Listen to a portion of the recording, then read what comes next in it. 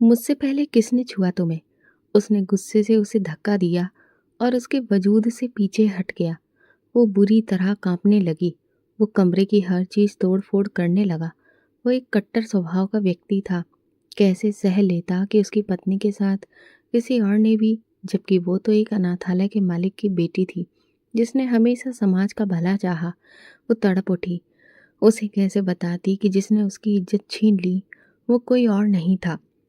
वो उसके पास आया और चीखा, मैं तुम्हारे जैसी औरत को तलाक दे दूंगा। वो कांपते हुए बोली, एक दिन तुम बहुत पछताओगे जब सच्चाई सुनोगे। लेकिन उसने कोई सफाई सुने बिना उसे छोड़ दिया। समाज ने उसे बदचलन करार दिया और लोगों की बातें उसके जीवन को मुश्किल बनाने लगीं। 3 साल बाद जब वो धीरे धीरे सामान्य जिंदगी में लौट रही थी, वो फिर उसके सामने आया। इस बार उसके पैरों में गिरकर, क्योंकि उसका असली अपराध वही था। जिस दिन उसके चरित्र पर पहली बार सवाल उठा, वो दिन उसके लिए किसी कयामत से कम नहीं था। उसके पति ने उससे पूछा, मुझसे पहले किसने छुआ तुम्हें? उसकी आवाज़ में कंपन था, जैसे वो अपने ही शब्दों से डर गया हो। लेकिन उस पल में डर सिर्फ उसके अंदर था। वो उसकी तरफ देख रही थी।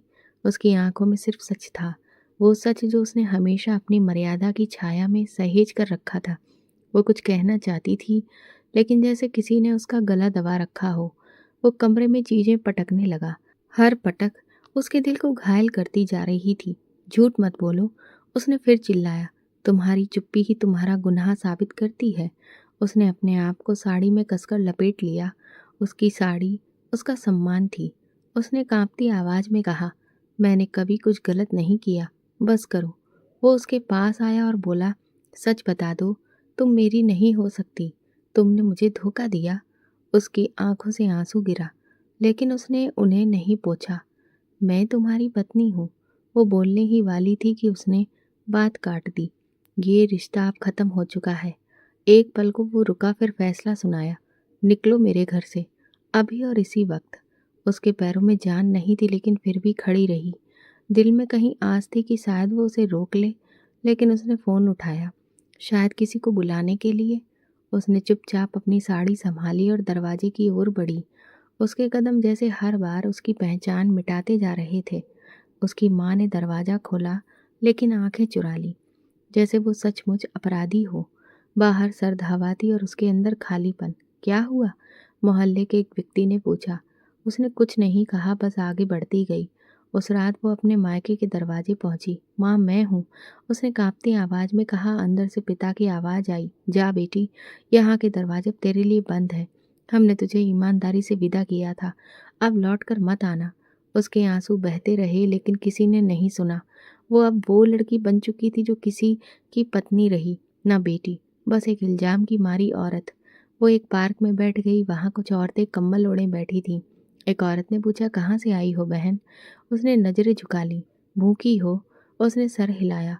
उसने रोटी दी, लेकिन उसकी नज़र सवाल भरी थी। ये वही लड़की है, किसी ने पीछे से कहा। उसके हाथ कांपने लगे, लेकिन उसने रोटी खा ली। इज्जत जा चुकी थी, लेकिन भूख बाकी थी। उसने आसमान की ओर देखा। सर्दी और खामोशी फैली थी। उस रात उसे नींद नहीं आई। वो सड़क किनारे बैठी अपने अंदर के शोर को सुन रही थी। ये सब एक गलत फहमी है, वो लौट आएगा।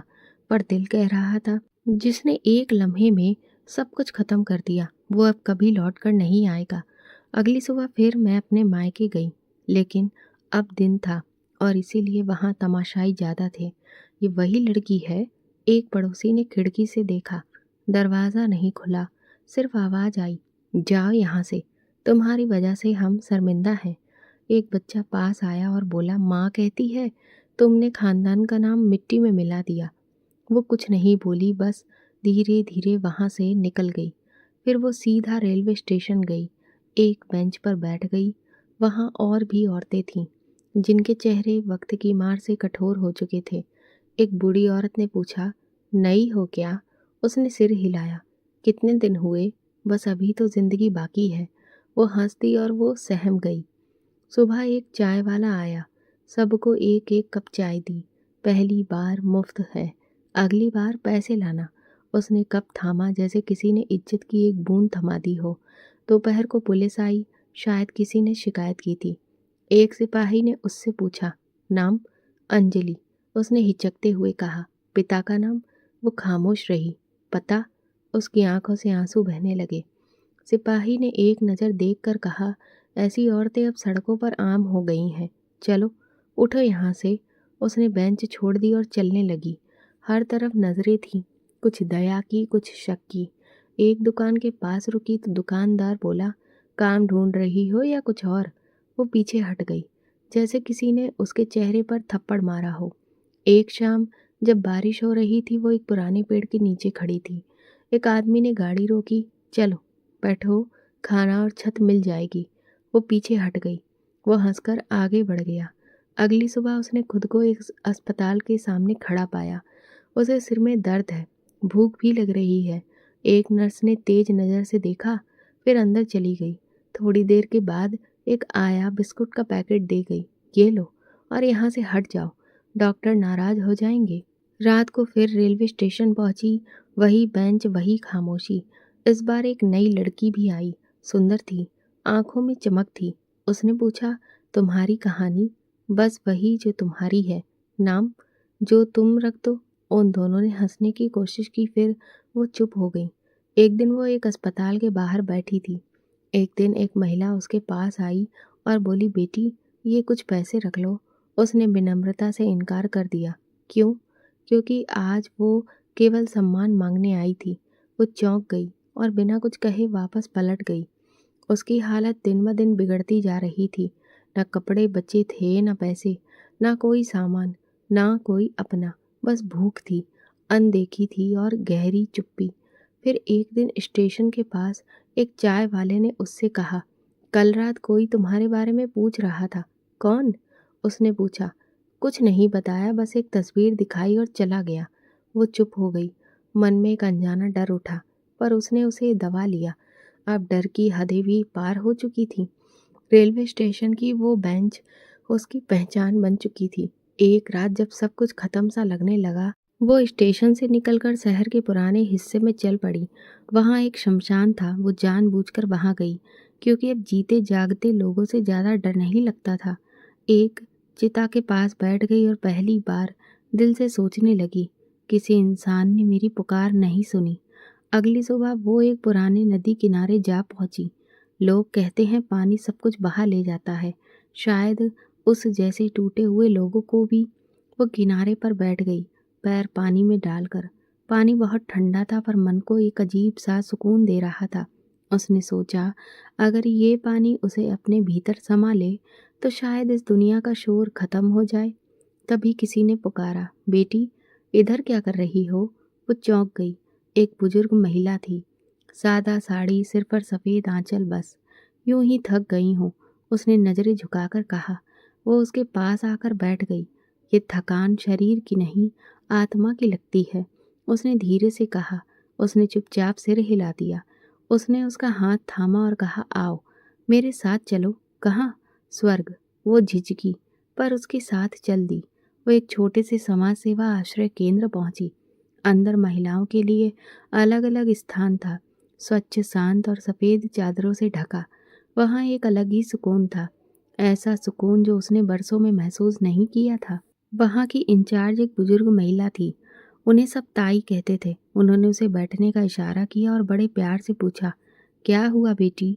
वो कुछ नहीं बोली, पर वो उसकी खामोशी समझ गई। वो बोली, दुनिया जो छीनती है वो सिर्फ बाहरी पहचान है, तुम्हारा हुनर कोई नहीं छीन सकता। ये शब्द उसके भीतर उतर गए। ताई ने उसे सिलाई करना सिखाया। उस दिन के बाद से वो रोज स्टेशन की वो बेंच अब पीछे छूट गई थी। संस्थान की अन्य महिलाओं ने उसे अपनाया। किसी ने उसका नाम नहीं पूछा, बस उसे अपनाया। उसने भक्ति में खुद को ढूंढना शुरू किया। फिर एक दिन वही महिला जिसने उसका हाथ थामा था उसके पास आई। बोली, तुम यहाँ रह सकती हो, एक कमरा है, बस सफाई में मदद करना और अपना काम करना, अपना कमाना होगा। उसने सिर झुकाकर धन्यवाद दिया। उसे एक कमरा मिल गया, छोटा सा पर अपना। एक चटाई, एक छोटी सी मेज, सिलाई मशीन और एक दराज जिसमें 2 जोड़े कपड़े थे। बच्चे अब उसे अंजलि दीदी कहने लगे। एक दिन एक छोटी बच्ची ने मुस्कुराते हुए कहा, अंजलि दीदी, आपके चेहरे पर एक अलग ही चमक है। आप रात में क्या करती हैं? वो हल्के से मुस्कुरा दी। कभी कभी बाहर से कुछ आवाजें आती हैं। कोई औरत गली से गुजरते हुए कुछ उल्टा सीधा कह देती। यही है ना जो। लेकिन आश्रय केंद्र के उस शांत माहौल में बस बच्चों की आवाज होती, जो हर ताना, हर दर्द को अपने भीतर समेट लेती थी। अब वो दिन में बच्चों को हिंदी पढ़ाती और रात में सिलाई करती। जीवन को एक नए दृष्टिकोण से देखने लगी थी। वो पुरानी बेंच, वो गलियां, वो अपमान अब उसके अतीत का हिस्सा बन गए थे। लेकिन वो अब बदल चुकी थी। आश्रय केंद्र में कुछ महीने गुजारने के बाद उसने खुद से कहा, अब वो सिर्फ जिएगी नहीं, अपनी पहचान बनाएगी। वो जगह उसे सुकून तो दे रही थी, लेकिन वो जानती थी कि ज़्यादा समय तक किसी और की छाँव में नहीं रह सकती। एक दिन वहाँ के इंचार्ज ने खुद कहा, बेटी अब तुम खुद रोशनी बन सकती हो, दूसरों के लिए। उन शब्दों ने उसकी सोच में दिशा ही बदल दी थी। उसने आश्रय केंद्र की दीवारों से बाहर कदम रखा। एक नज़दीकी मोहल्ले में एक छोटा सा कमरा किराए पर लिया। कमरे में एक और खिड़की थी, दूसरी ओर एक पुराना आईना। पहली रात खिड़की खोली तो बाहर बाजार का शोर था, लेकिन अंदर सन्नाटा। वही सन्नाटा जो उसकी आत्मा का हिस्सा बन चुका था। अगली सुबह उसे कपड़े सिलने वाली एक पुरानी सिलाई मशीन लाकर रखी, जो आश्रय केंद्र की बुजुर्ग महिला इंचार्ज ने दिया था। उसने कुछ पर्चे बनाए जिसमें लिखा, उसके यहाँ महिलाओं के कपड़े सिले जाते हैं। उसने वो पर्चे मोहल्ले की दुकानों और घरों में बांट दिए। शुरुआती दिन मुश्किल थे, कोई नहीं आता, मशीन चुपचाप रखी रहती। फिर एक दिन पहली ग्राहक आई, धीमे स्वर में बोली, दीदी सूट सिलवाना है, 2 दिन में चाहिए, बहन की हल्दी है। उसकी विनम्रता और शब्द उसके दिल में उतर गए। वो पहली थी जिसने उसे दीदी कहकर बुलाया, किसी अपमानजनक शब्द से नहीं। धीरे धीरे काम चल निकला। मोहल्ले की महिलाएं भरोसा करने लगीं। कोई बच्चों के कपड़े सिलवाती, कोई शादी के जोड़े।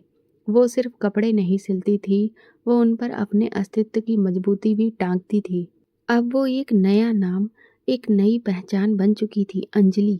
कुछ लोग अभी भी पूछते, तुम यहाँ नहीं रहती थी पहले, कहाँ से आई हो? वो मुस्कुराकर कहती, कहीं से नहीं, बस यहीं की हूँ। वक्त के साथ इन सवालों की आवाज़ें भी धीमी पड़ गईं। दिन भर मेहनत करती, कभी कभी सिलाई करती, तो अपने अतीत को भी याद कर लेती। एक दिन सिलाई करते हुए उसकी उंगली कट गई। उसने फौरन कपड़े से पट्टी बांधी। सोचा, ये तो छोटा दर्द है, असली घाव तो वो है जो यादों में छिपे हैं। लेकिन हर घाव के साथ वो मजबूत होती जा रही थी। एक दोपहर जब वो कपड़े सिल रही थी, उसके दरवाजे के नीचे से एक अखबार फिसलकर भीतर आ गिरा। पुरानी तारीख का अखबार था, शायद किसी पड़ोसी का, हवा से उड़कर आया। उसने उठाया, पलटा तो एक खबर पर नजर टिक गई। एक लड़की के साथ हुआ था अन्याय, आरोपी अभी भी आजाद। ऊपर एक पुरानी तस्वीर थी, ब्लैक एंड वाइट, लेकिन आंखें पहचानी हुई थी। उसके हाथ कांपने लगे। तस्वीर करीब लाई, दिल की धड़कन बेकाबू हो गई। वो वही था, उसका बीता हुआ कल, उसका पुराना पति। तस्वीर में जवान दिख रहा था, लेकिन चेहरा वही था, कठोर, बेरहम। खबर में लिखा था, पीड़िता की पहचान नहीं हो सकी, केस बंद, लेकिन फाइल अभी भी रिकॉर्ड में मौजूद है। उसने तस्वीर दोबारा देखी और अखबार उसके हाथ से गिर गया। मन सुन्न हो गया, ना इसलिए कि उसका जुर्म सामने आया था, बल्कि इसलिए कि दुनिया उसे अभी भी आज़ाद समझती थी। उस रात उसे नींद नहीं आई। अगले दिन उसने अखबार की उस कतरन को एक संदूक में रख दिया, न बदले की नीयत से, न याद के तौर पर, बस एक प्रमाण के रूप में। किसी से कुछ नहीं कहा, न ग्राहकों को, न मोहल्ले वालों को। एक सप्ताह बीत गया, उसने दोबारा उस तस्वीर को नहीं देखा। अब काम भी बढ़ गया था, ग्राहक भी बढ़े, भरोसा भी। एक बुजुर्ग महिला आई और बोली, बेटी तुम्हारे हाथ की सिलाई में जादू है। मेरा नाती बीमार था, लेकिन तुम्हारे सिले कपड़े पहनकर पहली बार मुस्कुराया है। उसने मुस्कुराकर जवाब दिया, बस मेहनत और दिल से काम करती हूँ। ये नई जिंदगी उसके पुराने टूटे टुकड़ों से बनी थी, और अब वो उसे संवार रही थी, आगे बढ़ा रही थी, अपने नाम, अपने स्वाभिमान और मेहनत के सहारे। पुराने साए अभी भी पीछे थे, लेकिन उनका रुख अब बदल गया था। वे अब उसे खींचने के बजाय धकेल रहे थे, उस रोशनी की ओर जिसका नाम उसने खुद चुना था, अंजलि। उसने सोचा था कि वो आगे बढ़ चुकी है, मगर उस अखबार ने साबित कर दिया कि कुछ दरवाजे बंद नहीं होते, बस हम उनकी तरफ देखना छोड़ देते हैं। एक रात उसने वही अखबार का पन्ना खोला जिसे उसने तय करके संदूक में रख दिया था। तस्वीर को देर तक देखा और मन में एक निर्णय लिया। अब खामोशी काफी नहीं, सच्चाई को बंद कमरे में दफन करना न्याय नहीं है। वो जानती थी कि इस सच का सामना आसान नहीं होगा, लेकिन अब वो कमजोर नहीं थी। अगली सुबह उसने एक चिट्ठी तैयार की, अपने पुराने विद्यालय की सहेली सोनी के नाम, जो उसी शहर में रहती थी जहां वो। उनसे उससे मिलने की विनती की और 3 दिन बाद उसका जवाब आ गया। आओ, यहाँ भी आंखें सवाल करती हैं। उसने खामोशी से अपना काम समेटा, कुछ कपड़े लिए और अपने कमरे को बंद करके निकल पड़ी। सफ़र छोटा था, लेकिन मन का फासला सालों जितना लंबा लग रहा था। बस में बैठी खिड़की से बाहर पेड़ों को देखती रही, जैसे वे उसके भीतर की गवाही दे रहे हों। सोनी का घर शहर के पुराने हिस्से में था, एक तंग गली में, लेकिन भीतर बहुत साफ सुथरा। जैसे ही उसने दरवाज़ा खोला, पहचान लिया। तू वाकई आ गई। तेरी आंखों में सवाल भी है और जवाब भी। वो बैठे, चाय पी, फिर उसने वही बात कही जिसके लिए आई थी। सोनी ने गहरी सांस ली, फिर धीरे से बोली, वो अब अकेला रहता है, पत्नी छोड़ चुकी है, बच्चा शायद बाहर है, एक दफ्तर में पुरानी फाइलें देखता है, बात कम करता है। क्या तुम उसे जानती हो? अंजलि ने पूछा। व्यक्तिगत रूप से नहीं, लेकिन मेरा भाई उसके साथ काम करता है। कहता है वो अक्सर चुपचाप बैठा रहता है और टेबल पर कुछ पुरानी चीजें रखता है, जैसे कुछ ढूंढ रहा हो। अंजलि ने कहा, मैं जानना चाहती हूँ कि वो अब क्या सोचता है। सोनी कुछ पल सोचती रही, फिर एक छोटा लकड़ी का डिब्बा लेकर उसके सामने रख दिया। मेरे भाई ने दिया था, कह रहा था उसने ये चीजें ऑफिस में छोड़ दी थी, शायद किसी काम की हो। डिब्बा पुराना था, उस पर खरोची थी। अंजलि ने धीरे से खोला, अंदर एक पुरानी घड़ी, एक टूटी हुई अंगूठी और छोटी सी डायरी थी। उसकी सांसें रुक गईं। डायरी के कवर सादा था। उसने पहला पन्ना खोला, शब्द आंखों के सामने धुंधले हो गए। मैंने एक मासूम को सिर्फ अपने जख्मों की आग में जला दिया। उसके हाथ कांप उठे। उसने बाकी पन्ने पढ़ने शुरू किए। मैंने उस पर शक किया, बिना सबूत, बिना दलील, सिर्फ इसलिए कि मेरे अतीत ने मेरी आंखें बंद कर दी थीं। वो चिल्लाती रही, खामोशी में घिरती रही, लेकिन मैंने सिर्फ अपनी अकड़ को सुना। एक पन्ने पर उस रात का जिक्र था। मुझे वो रात याद है, जब मैंने सब खत्म कर दिया। उसकी चुप्पी अभी भी सुनाई देती है। मैं चाहता था कि वो बोले, चीखे या लड़े, लेकिन उसने कुछ नहीं कहा, बस चली गई और मैं रुक गया। हर पन्ना एक जख्म की तरह था, हर शब्द उसके भीतर का धैर्य तोड़ रहा था, लेकिन आंसू नहीं निकले। शायद अब आंखों में पानी नहीं, पिघला हुआ लावा था। एक जगह लिखा था, मेरी पत्नी कहती है तुम्हारे भीतर इंसानियत मर चुकी है। बेटा मुझे देखकर रोता है। शायद वो उसके आंसू हैं जो मेरे अस्तित्व पर छा चुके हैं। डायरी के आखिरी पन्ने पर एक ही पंक्ति थी, अगर वो कभी मिले तो उससे कहना मैं दोषी हूँ और मेरी सजा मेरा हाल है। उसने डायरी बंद कर दी। सोनी ने धीरे से पूछा, अब क्या करोगी? उसने कहा, कुछ नहीं, जो जानना था जान लिया। वो खुद को मुजरिम मान चुका है, मेरे लिए यही काफी है। सोनी ने कहा, तुम चाहो तो मैं तुम्हें ये डायरी दे सकती हूँ, शायद ये उसके लिए भी आज़ादी हो। उसने सिर हिलाया, नहीं, उसने जो लिखा है वो मेरे लिए नहीं, अपने लिए लिखा है। अब उसे अपने शब्दों के साथ जीने दो और मुझे मेरे सुकून के साथ। कुछ लड़ाइयाँ जीतने के लिए लड़ी नहीं जाती, बस सामने वाले को सच का आईना दिखाना होता है। अगले दिन वो अपने शहर लौट आई। डायरी उसके बैग में थी, सोनी ने रख दी थी, लेकिन अब वो सिर्फ कागज का बंडल ही थी, ना कोई बोझ, ना कोई जंजीर। और वो वही अंजलि थी, लेकिन अब वो रोशनी थोड़ी और गहरी हो चुकी थी। वो अपनी जिंदगी में लौट आई थी। काम वही, दिन में मेहनत, कपड़ों के धागे, ऑर्डर पूरे करना, लेकिन रात को नींद अब वैसी नहीं रही। वो शांति जो कुछ दिनों तक मिली थी, अब ख्वाबों में अजनबी शोर ले आई थी। पहली रात एक अजीब सा सपना आया।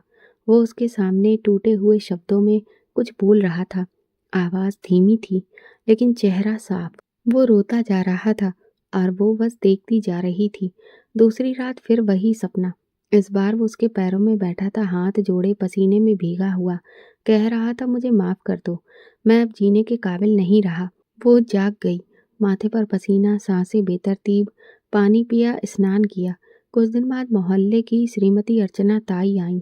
वो अक्सर शाम को चाय पीने आती थी, लेकिन उस दिन कुछ अलग था। अंजलि बेटा, तुम जानती हो राकेश को?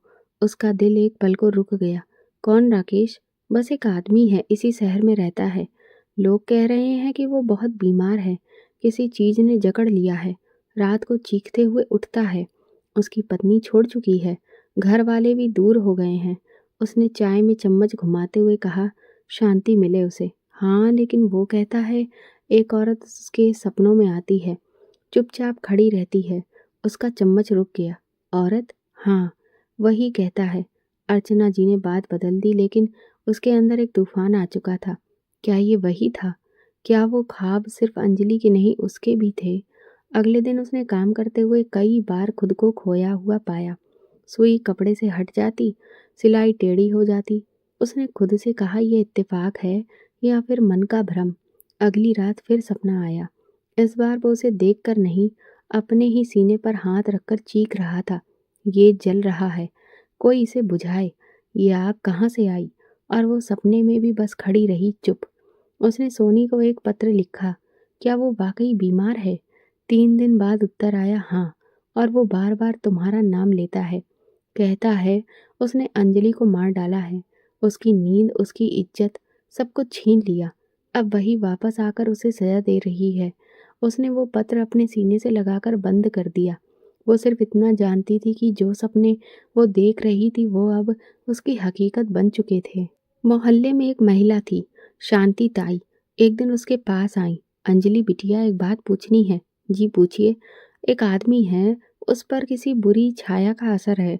अगर तुम्हें कभी उसका नाम सुनाई दे तो नज़र जरूर उतार लेना। कहते हैं वो छाया उस औरत की बद्दुआ है जिसने उसकी रातों को निगल लिया है। उसने कोई सवाल नहीं किया, बस इतना कहा, जो तकलीफ देता है उसे शांति कहाँ मिलती है।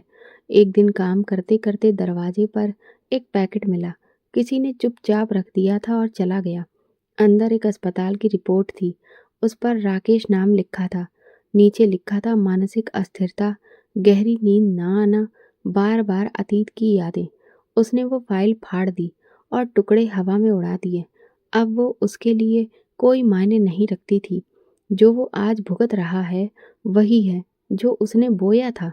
उस दिन के बाद सपने कम हो गए, मगर कभी कभी उसकी चीख अभी भी सुनाई देती है। न बाहर, न कानों में, बस दिल के किसी कोने में। जैसे उसके अस्तित्व में अभी भी उसके जमीर की गूंज बाकी हो। एक दिन एक बच्चा उसके पास आया, कपड़े लेने।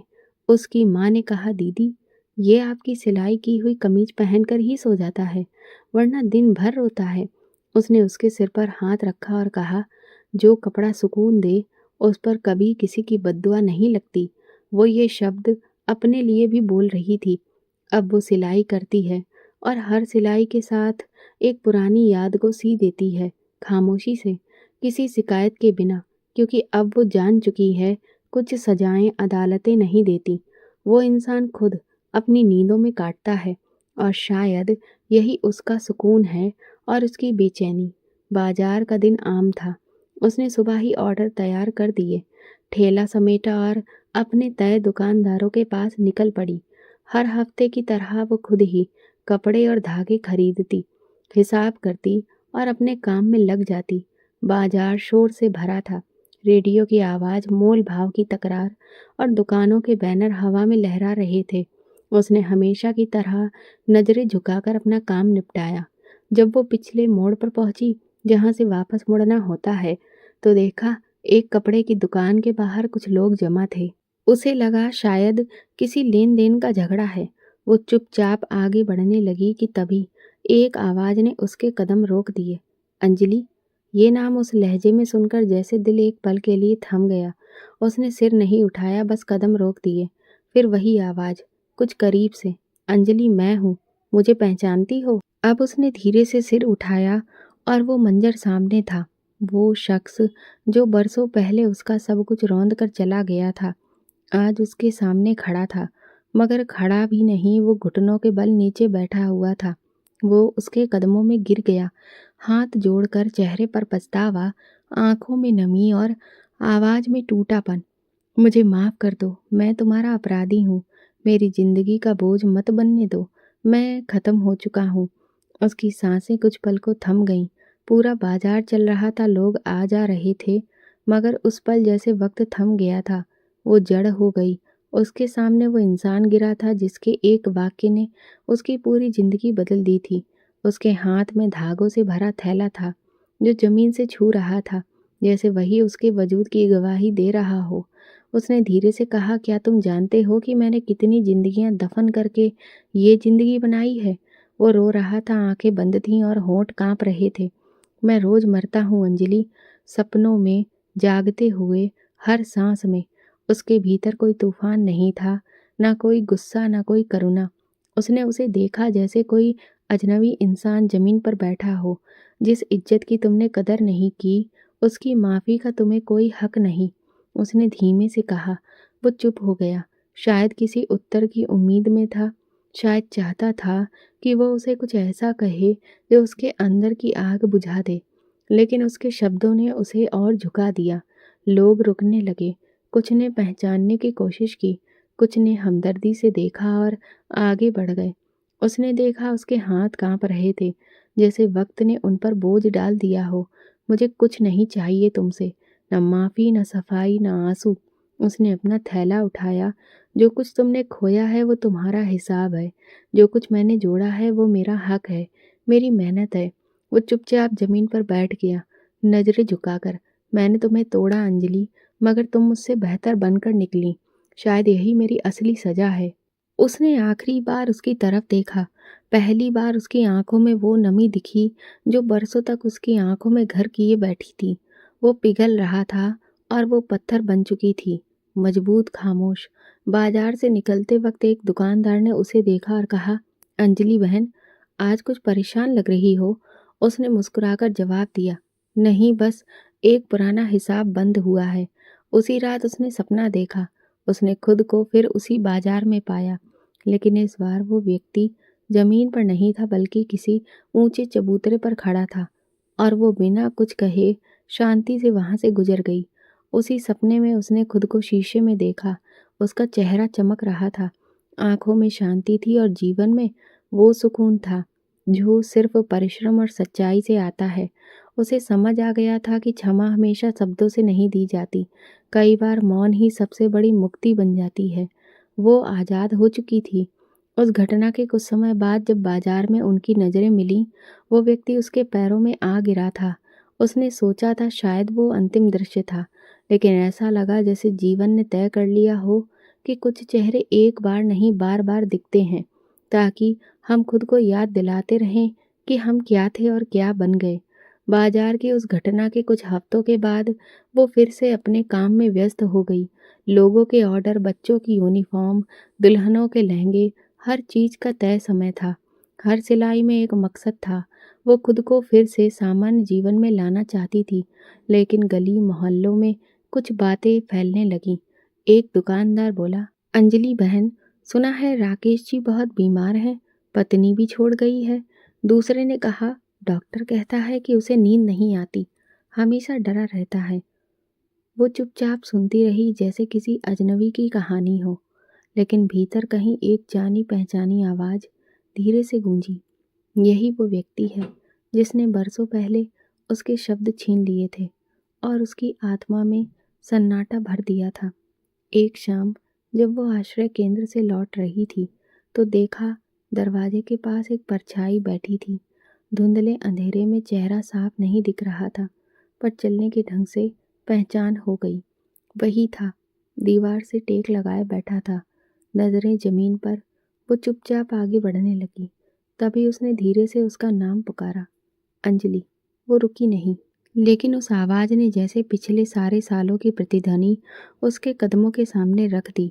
अंजलि, अगर तुम मेरी सजा हो तो मैं इसे दिल से स्वीकार करता हूँ। शब्द कोमल थे, लेकिन दिल पर जैसे कोई लकीर खींच दी हो।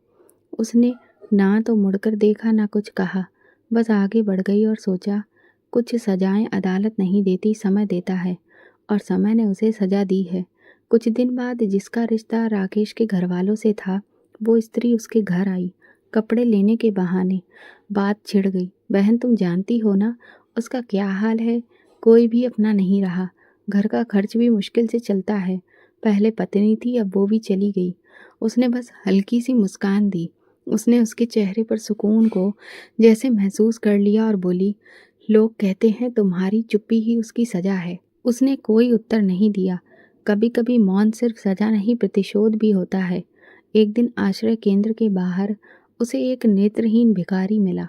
उसने एक बात कही जो उसके मन में उतर गई, बेटी, खामोशी में ताकत होती है।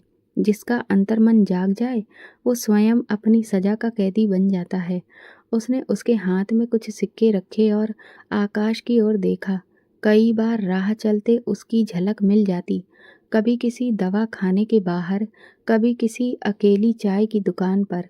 वो अब वैसा नहीं रहा था जैसा पहले था। आंखों में थकान, चेहरे पर बोझ और शरीर जैसे खाली। वो जीवित था लेकिन भीतर से जैसे सब कुछ खत्म हो गया था। एक बार वो उसके रास्ते के किनारे बैठा था। वो गुजरने लगी तो उसने बस इतना कहा, कभी मुझे सिर्फ इंसान समझकर देख लेना, शायद तुम्हें समझ आ जाए कि मैं अब क्या हूँ। उसके कदम रुकने को थे पर उसने खुद को थाम लिया। ये करुणा का नहीं, न्याय का समय था और न्याय में कोमलता नहीं होती, केवल सत्य का भार होता है। जो भी अन्याय करता है उसे उसका फल अवश्य मिलता है और वो फल वो भोग चुका था। अब वो उसे अक्सर देखती है लेकिन नजरें नहीं मिलाती। वो सिर झुकाए गुजरता है। लोग कहते हैं वो खुद में गुम एक इंसान है, लेकिन वो जानती है कि वो उस परछाई के साथ चल रहा है जो कभी उसके साथ थी। अब वो साया उसका हो गया है और वो मौन में प्रकाश की राह पर चल रही है। समय बीतता गया। वो अब केवल अतीत की एक परछाई बन चुका था। कभी कभी गलियों में दिख जाता, लेकिन अब उसकी उपस्थिति उसके लिए कोई मायने नहीं रखती थी। उसके दिन अब अपने कार्यों में व्यतीत होते थे और रातें सुकून में। जो जीवन कभी बिखरा हुआ था अब धीरे धीरे जुड़ने लगा था। एक दिन ताई ने उसकी ओर देखा और कहा, अंजलि, तुम अब पूर्ण हो चुकी हो, लेकिन अकेली मत रहना। उसने हल्की सी मुस्कुराहट दी। तन्हाई की आदत हो जाना भी एक तरह की आज़ादी है, लेकिन उस तन्हाई से बाहर निकलना असली हिम्मत होती है। उसने जवाब दिया। इसी बीच एक रिश्ता आया, आश्रय केंद्र की इंचार्ज की बहन का। बेटा संजय शांत स्वभाव का, मेहनती और समझदार है। जब पहली बार बात हुई तो उसने ज़्यादा कुछ नहीं कहा, बस एक ही बात बोली, मैं किसी का अतीत नहीं, सिर्फ वर्तमान और भविष्य बनना चाहता हूँ। उसने हैरानी से उसकी तरफ देखा। वो उसकी आंखों में ऐसे देख रहा था जैसे उसके भीतर के हर दर्द को पढ़ लिया हो। उसने कई दिनों तक निवेदन किया। मन का बोझ जैसे धीरे धीरे हल्का होता गया। शादी बेहद सादगी से हुई। ना कोई शोर, ना कोई हंगामा, बस कुछ करीबी रिश्तेदार और ढेर सारी शुभकामनाएं। संजय उसके लिए एक अप्रत्याशित रूप से कोमल दिल का इंसान साबित हुआ। वो सवाल नहीं करता था, बस हर चीज़ को संभालता था। उसकी चुप्पियों को समझता और उसकी हंसी में सच्चाई ढूंढता। एक दिन वो खिड़की के पास बैठी थी। कमरे में हल्की रोशनी फैली हुई थी। संजय धीरे से पास आया और खामोशी से बैठ गया। अंजलि, क्या तुम कभी किसी और के बारे में सोचती हो? उसने किताब बंद की और उसकी ओर देखा। सवाल कठिन था, लेकिन उसका लहजा इतना शांत था कि जवाब देना आसान हो गया। हाँ, सोचती हूँ, लेकिन वैसे जैसे कोई पुराना जख्म जो भर चुका हो, बस निशान रह गया हो, दर्द नहीं। संजय ने धीरे से उसका हाथ पकड़ा। मैं तुम्हारा आज हूँ, तुम्हारे अतीत पर मेरा कोई अधिकार नहीं, लेकिन जानना चाहता था, क्या कभी ऐसा लगता है कि वो इंसान अभी भी कहीं तुम्हारी जिंदगी में मौजूद है? वो मुस्कुरा दी, सिर्फ एक सोच की तरह, और वो सोच भी ऐसी जो हमें तोड़ती है, पर कभी कभी वही सोच हमें नया रूप देने का कारण भी बन जाती है। संजय चुप रहा, लेकिन उसके चेहरे पर संतोष था। उसने उसके सिर पर हाथ फेरा और कहा, तुम्हारा ये धैर्य, यही मेरी सबसे बड़ी इज्जत है। समय गुजरता गया। उनकी जिंदगी में बच्चों की हंसी गूंजने लगी। पहले बेटा हुआ, फिर बेटी। घर में चहल पहल, खुशबू और उम्मीदें भरने लगी। वो अक्सर सोचती, काश यही जिंदगी उसे पहले मिली होती। लेकिन शायद तब वो उतनी मजबूत नहीं होती जितनी अब है। संजय बच्चों को खुद संभालता, उन्हें स्कूल छोड़ता, कहानियां सुनाता और कभी कभी उसके कामों में भी हाथ बटाता।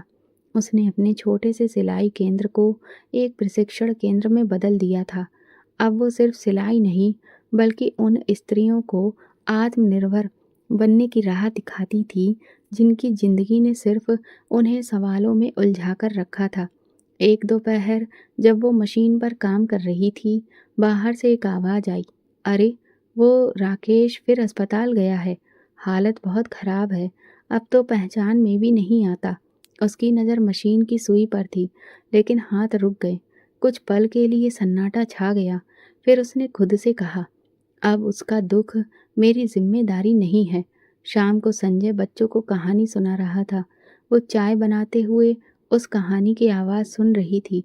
उसकी हंसी बच्चों की मुस्कान में घुल चुकी थी। माँ, क्या पापा की कहानी झूठी थी? बेटी ने अचानक पूछा। संजय ने मुस्कुराते हुए जवाब दिया, नहीं, बस थोड़ी बदली हुई थी।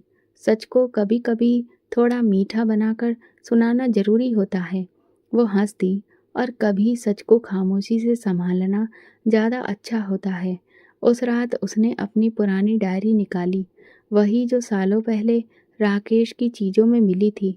उसके लिखे शब्द अब जख्म नहीं, सिर्फ अतीत की परछाई जैसे लगते थे। उसने डायरी बंद की और उसे अलमारी के सबसे निचले खाने में रख दिया। संजय ने पूछा, ये क्या है? उसने कहा, एक पुरानी किताब जो अब किसी काम की नहीं। पक्का? बिल्कुल। उसने लाइट बंद की और बच्चों के बीच लेट गए। उसकी बेटी ने पूछा, माँ, आपने मेरा नाम रोशनी क्यों रखा?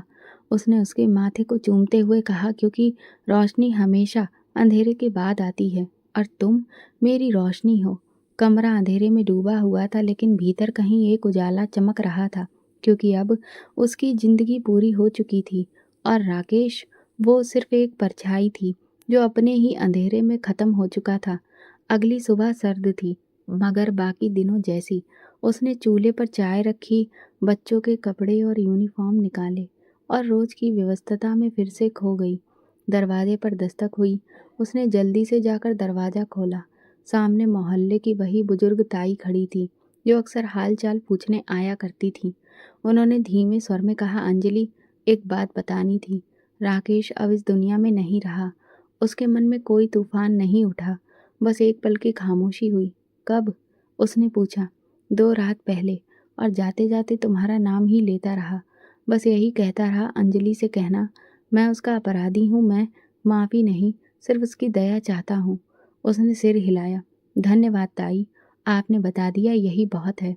दरवाज़ा बंद करते हुए उसके दिल में एक अजीब सा सुकून उतर आया, जैसे बरसों से खुला एक जख्म अब सिल गया हो, जैसे किसी अनसुलझे सवाल का जवाब मिल गया हो, बिना कोई चीख पुकार के, बिना कोई तूफान उठे।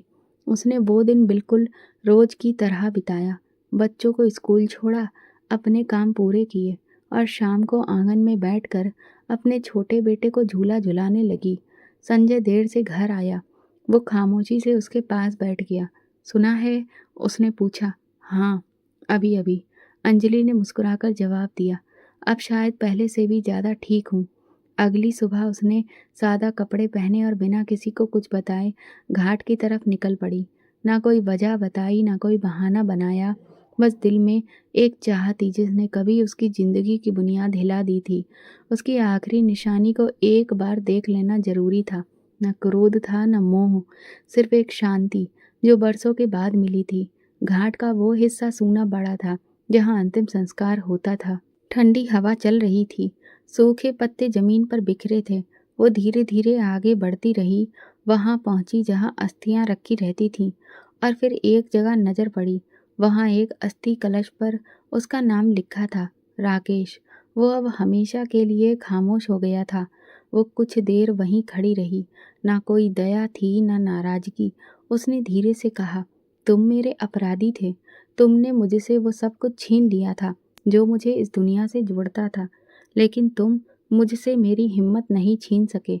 अगर तुम्हारी सज़ा ये थी कि तुम अकेले जाओ, तो समझ लो यही तुम्हारी सज़ा थी और मेरा बदला भी। वो कुछ देर यूं ही खामोश खड़ी रही, जैसे उस राग से कोई जवाब पाना चाहती थी, मगर जवाब में सिर्फ वही खामोशी थी जो सालों पहले उसने उसकी ज़िंदगी में ला दी थी और अब उस पर भी छा चुकी थी। लौटते वक्त उसने आखिरी बार उसकी राख की तरफ देखा। अब वो उसके लिए बस एक याद था, न किरदार, न डर, न दुख। घाट से निकलकर वो सीधा उस पाठशाला में पहुंची जहां हर हफ्ते वो लड़कियों को हिंदी भाषा का ज्ञान देती थी। वहां लड़कियां उसका इंतजार कर रही थीं। उनके चेहरों को देखकर दिल में जैसे रोशनी सी भर गई। अंजलि दीदी, आज आप क्या पढ़ाएंगी? एक बच्ची ने पूछा। उसने मुस्कुराकर कहा, हाँ बेटा, आज हम बात करेंगे धैर्य की, और उस प्रकाश की जो धैर्य से जन्म लेता है। शाम को घर आई तो संजय ने टेबल पर उसके लिए चाय रखी। कहाँ गई थी सुबह? उसने पूछा। अंजलि ने चाय का कप उठाकर कहा, एक अधूरी मुलाकात बाकी थी, अब पूरी हो गई। बच्चों ने शोर मचाया। वो उनके साथ बैठ गई। उसका छोटा बेटा उसकी गोद में लेट गया। माँ, आप खुश हैं? उसने उसके माथे पर प्यार से चूमा। बहुत ज़्यादा, क्योंकि अब मेरी ज़िंदगी में कुछ भी अधूरा नहीं है। फिर उसने लाइट बुझा दी और नए जीवन की ओर मुड़ गई, हमेशा के लिए। तो दोस्तों, अगर आपको हमारी कहानी पसंद आई हो तो प्लीज़ कमेंट करके ज़रूर बताइए। वीडियो को लाइक करें और ज़्यादा से ज़्यादा शेयर करें। अगर आप चैनल पर नए हैं तो सब्सक्राइब ज़रूर करें और नोटिफिकेशन बेल दबाएं ताकि अगली अपडेट सबसे पहले आपको मिले। धन्यवाद।